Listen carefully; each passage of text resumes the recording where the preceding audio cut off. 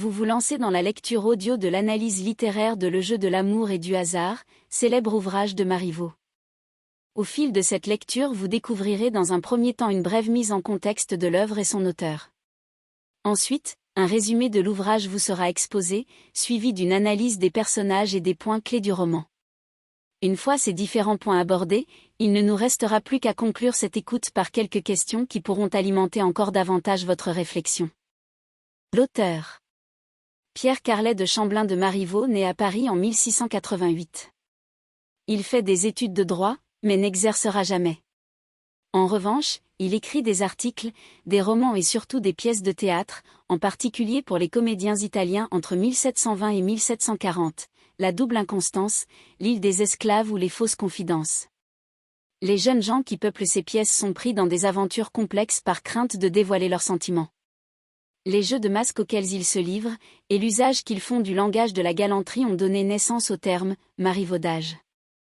Marivaux meurt en 1763. L'œuvre.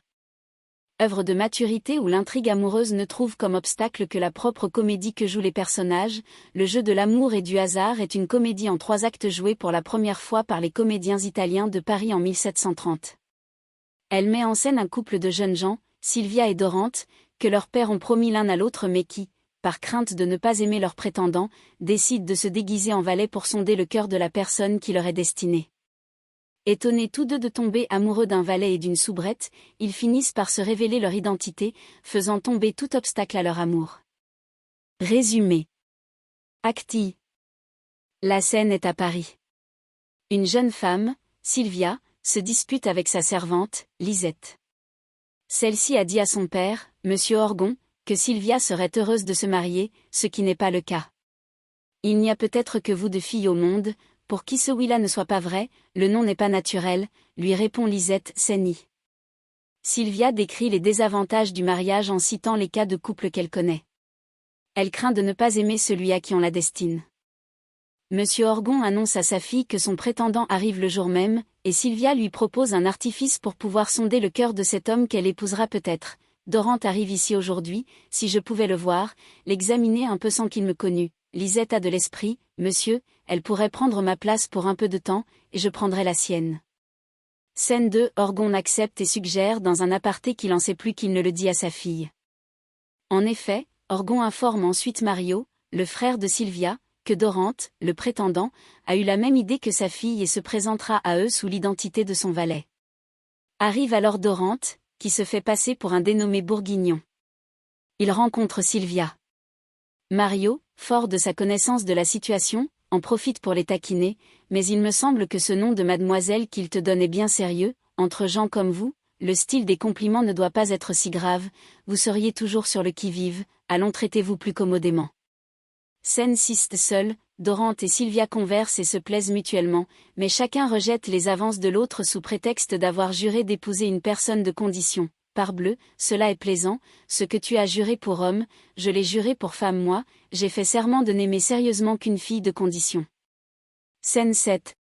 Le valet de Dorante, Arlequin, qui joue le rôle du maître, fait son entrée et déplaît fortement à Sylvia. On est homme de mérite à bon marché chez vous, ce me semble, fait remarquer la jeune femme à Bourguignon, scène 8. Dorante reproche d'ailleurs à son valet dans la scène suivante ses mauvaises manières. Acte 2.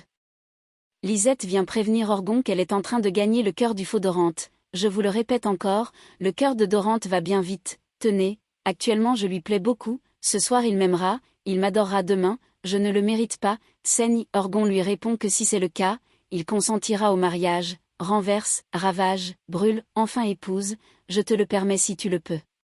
Idée. Arlequin avoue ses sentiments à Lisette. Dorante intervient pour réprimander Arlequin, puis quitte la scène, laissant la conversation galante entre les 2 serviteurs reprendre.